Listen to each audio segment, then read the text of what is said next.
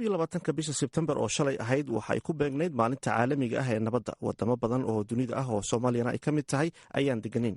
haddaba nabadgelyada Soomaaliya sidee ayay ahamiyad ugu leedahay dadka Soomaaliyeed?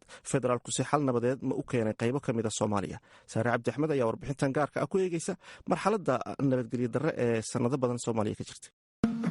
inay nabaddu macaan tahay adduunyaduna marka la rabo in la ogaado ahmiyadda nabadda iyo sidoo kale deganaanshiyaha uu dal leeyahay sida ay muhiim u tahay waa marka aad aragto waddamo ay colaado ragaad geliyeen islamarkaasina wax walba oo gudahooda ah ay baaba'een iyo kuwo horumarka nabadda aawadeed tiigsanaya meelo sare. shalay waxaa looga dabaaldegay dunida maalinta nabadda ee caalamiga ah, waana maalin ay dalal badan oo dunida ah ku soo aadayaan iyadoo aysan deganeen sannado badan. nabad la'aanta ka jirtana ay sabab u noqotay in ay dalalkii kale ee dunida ay ka haraan. inkastoo Soomaaliya maamulo nabadgelyada ku guulaystay ee ka jiraan, haddana waa meel muddo aad u dheer ee ka jirtay colaado ragaad geliya horumarkii bulshada dhan kastaba, gaar ahaana markii la fiiriyo caasimadda oo ah wadnaha waddanka. wax kasta oo horumara oo nolosha aadanaha ah ayaa burburtay. Soomaaliyana waxa ay noqotay tusaalaha ugu fiican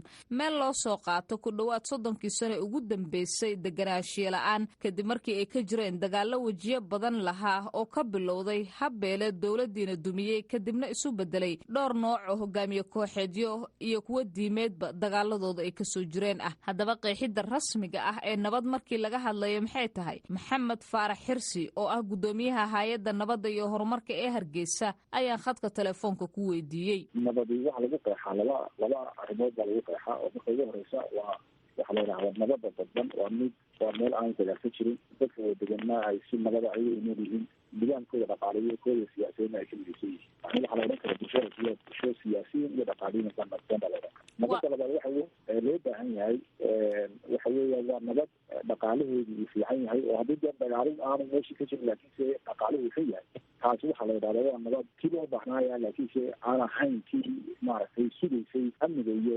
wadajirka ummadda. marka aqoon-yahan Cabdulaahi Maxamed Shirwac waxa uu muddo dheer ka soo tirsanaa dadka u dhaqdhaqaaqa bulshada Muqdisho. waxa uu qeexayaa qudhiisa nooca nabadeed ee Soomaaliya wakhtigan ay u baahan tahay. nabaddu horta adduunyada micnooyin kala duwan ama fasiraado kala duwan ayay leedahay.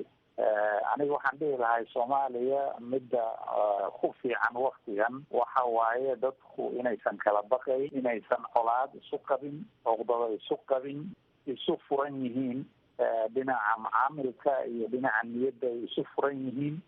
cabsi banaanka ah oo dhibaato kale oo banaanka Soomaalida uga timaadana inaysan qabin, iyada dhexdeedana inaysan qabinin. marka arladuna ay xoogaa maaragtay wax la cunana la heli karo, wax la cabana la heli karo, horumarna la haysan karo. si kastaba halkaasi ha ahaatee, su-aal isweydiin mudan ayaa ah heerka ay Soomaaliya nabad la'aantu wakhtigan gaarsiisay iyo caqabadaha ay ku tahay. mar kale Cabdulaahi Shirwac. waa su-aal aada muhiim u ah, waana kaaga mahad celinayaa. yani halka ay dhigtay waxa waaye inay horta faceed ka hartay xagga horumarka iyo xagga amniga iyo xagga is-ogolaanshaha iyo xagga maxawaye wax wada qabsiga. yani Soomaaliya afaageeday ka hartay, dadkeediina 3 meelood oo hal meel iyo bar waa maxaa mataqaana way dhinteen, way barakaceen, barki kalena waa barakaceen. marka yani waa dal basay waaye oo dhibaato dhinac walba ay uga heshay, dhinaca abaaraha iyo macaluusha iyo dagaalada joogtada ah. dal uu dishay waaye. dad maamuladii iyo heshiisiintii siyaasaduna ay weli aada u kala dhantaalan tahay oo wadankii Soomaaliya la isku dhihi jiray maanta 7 maamul baa ka jirta, 7 madaxweyney leedahay, 7 ciidan bay leedahay. dad badan ayaa nabadda Soomaaliya u arka inay ku xiran tahay in laga soo bilaabo aasaaska hoose ilaa iyo heer qaran si loo helo deganaanshiyo rasmi ah, ayadoo bulshaduna ay ka wada qayb qaadanayaan, maamulkuna uu noqonayo hoggaanka wadaya. waa kan mar kale Maxamed Faarax Xirsi. deegaano aada u nabdoon oo runtii xasilooni siyaasadeed ay ka jirto oo muddo ku maaleynayay oo maamulka iyo deegaanka meesha ka dhisan ba ay ku socdaan baa jira. halka ay jirto qaybo kale oo ay markaa ugu horeyso dee caasimada dalka Soomaaliya ugu horeyso oo ay ka jirto xasilooni daro siyaasadeed iyo mid amni iyo mid kale ay ka jirto. marka waxaan kusoo kusoo koobi karaa qodobka ah nabadu maaha oo keliya meel dagaal ka baqayo aan lagu dagaalamo koriya waxay u baahan tahay nabadu dhaqaale, waxay u baahan tahay horumar, waxay u baahan tahay shaqo, waxay u baahan tahay dhalinyarta inay shaqooyin ay helaan, in dhaqaaluhu kobco, in nabadgelyadii ay noqoto mid dhaqaaluhu runtii uu horseedayna gacanta lagu sii hayo.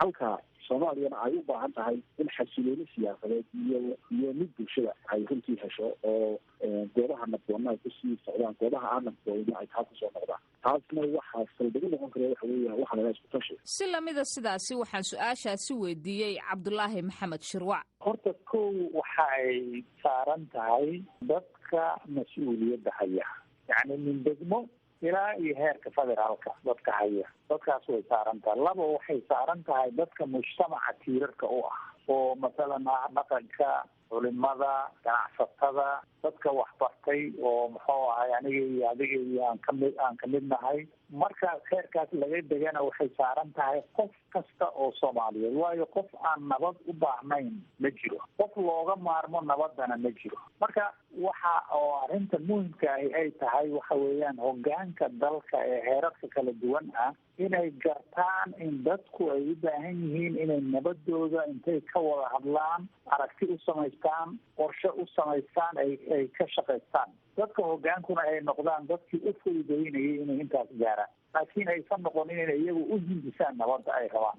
Soomaaliya oo aan deganeyn tan iyo sanadkii 1991 siyaabo kala gedisan iyo shirar kala gedisan oo qaarkood gudaha iyo dibaddaba ka dhacay waxay ujeedadoodu ahayd in nabad lagu gaaro. nabadda aanan ka jirin Soomaaliya markii ay burburtay dowladii dhexena waxay tusaale u noqotay dunida inteeda kale kadib markii malaayiin dad ah oo Soomaaliyeed ay ka qaxeen guryahooda, boqolaal kun oo kaleetana ay ku dhinteen weerarada iyo dagaaladii siyaabaha kala gedisan u dhacay kuwa ay ku naafoobeen. sidoo kaleetana dhalinyaro jiilal yaryar ah oo boqolaal kuna ayaguna ay ku waayeen mustaqbalkoodii, qaarkoodna maleeshiya beeleedyo iyo kuwa diimeed ay noqdeen 30 sano lasoo dhaafay. laakiinse sidaasoy tahay weli dadku waxa ay qabaan rajo un ah in xilliyada ka mid ah Soomaaliya ay ku soo noqon doonto sidii ay ahayd iyadoo nabadgelyo ah isla markaasina ay cagaheeda isku taagi doonto. aad ay u mahadsantahay Saare Cabdi Axmed oo inala socodsiinaysa isla markaana inoo soo diyaarisay warbixintaasi gaarka ah halkaad kala socotaan waa laanta af Soomaaliga ee VOA.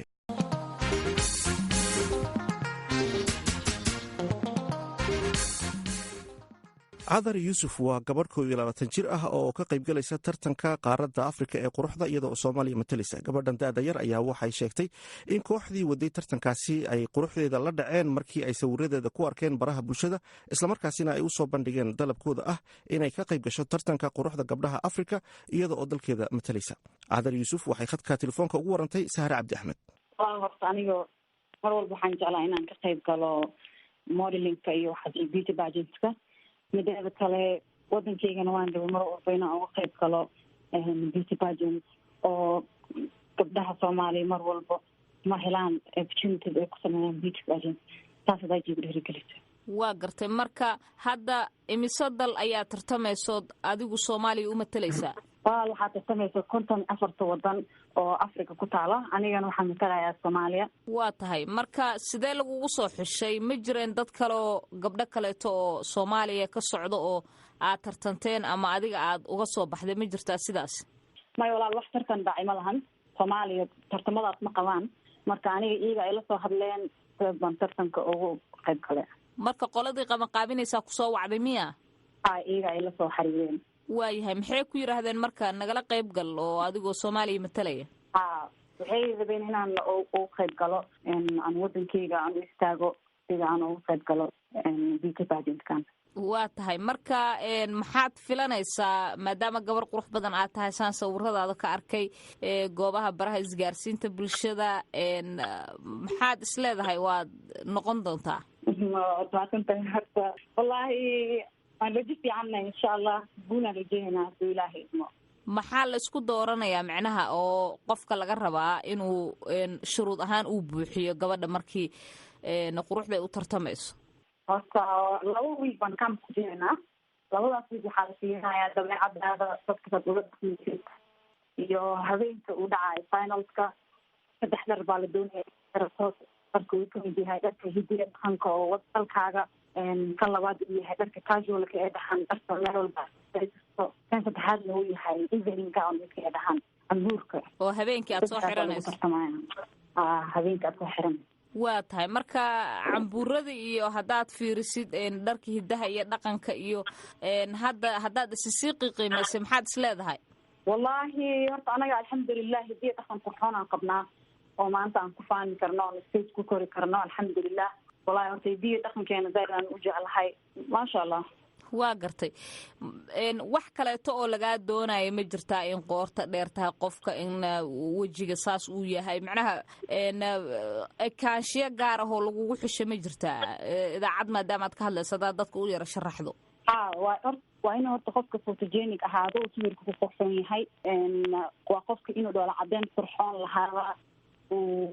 socodkiisa fiican yahay maxaa kaloo fiican socodka qofka inuu fiican yahay socod markuu stage ka soconayo waa gartay waa yahay adiga marka xoogaa xana ma maqashayo intaasi xataa inaad ku qurux badan tahay dadka ma ku yiraahdaan maxaad u malaynaysaa inaad buuxin kartid kaalimahaasi waxaan galeen hooyada ee ku dhiirigelin jirtay mar walba photogenigaas tahay sawirku waad ku qurxoon tahay marka iligana maadaama ay buraha bulshada iga soo arkeen waxaan rajeynayaa inay wax iga arkeen oo boodkas aan ku buuxin karo waa tahay waxaan kuu rajeynayaa guul weyn iyo inaad tartanka quruxda qaado gabdhaha soomaalida aad ayaa loo ammaani jiray weligoodba ka sokow taasi dareenkaaga hadda siduu yahay maadaama xilligii diyaargarowga aad ku jirto ood meel ku jiri doontaan ilaa cabaar inta habeenka tartanka la gaarayo marka hadda sidee ayuu dareenkaagu yahay wallahi dareenkeyga horta alxamdulilah dareenkeyga uu fiican yahay dareen maasha allah soomaalida zaaid bay ii support gareysay baraha bulshada maanta haddii la dhaho in la iga codeeyo maanta soomaalida zaaid ay ii garab istaagtay alxamdulilah dareenkeyga uu fiican yahay hadda waa tahay bal marka waxaad iiga warantaa adiga ahaan niyadaada ma ku qanacsan tahay inaad noqoto ama aad kusii jirtid waxa loo yaqaano industriga modelinka amaba gabdhaha quruxdooda soo bandhigo shaqadaas inaad kusii tallaabsato mase waa wax kaaga eg xilliga tababarkan walahi horta modelinka waxa keliya hadda maskaxdeeda ku jira maahan oo aan leeyahay heer weyn ka gaar noloshaada dhan ku qaado inaad modelinka samaysid ma ahan laakiin alxamdulilah modelinka heer weynaan ka rajeynana asigata inaan ka gaarno insha allah waxaan jeclaan lahay soomaalida inay codkooda isiyaan ay tagaan baraha bulshada ay kuleeyihiin instagramka oo university africa ay tahay sawir walbo ee gabadha calanka soomaaliya ku qoran magaceeda inay like saaraan halkii like-na waa hal cod waayahay aad baad umahadsan tahay cadar aad iyo aad umahadsan tahay waa fursadaad siisay waad mahadsan tahay cadar yuusuf oo khadka telefoonka ugu waramisay saare cabdixmed halkaad kala socoteenna waa laanta af soomaaliga ee v o a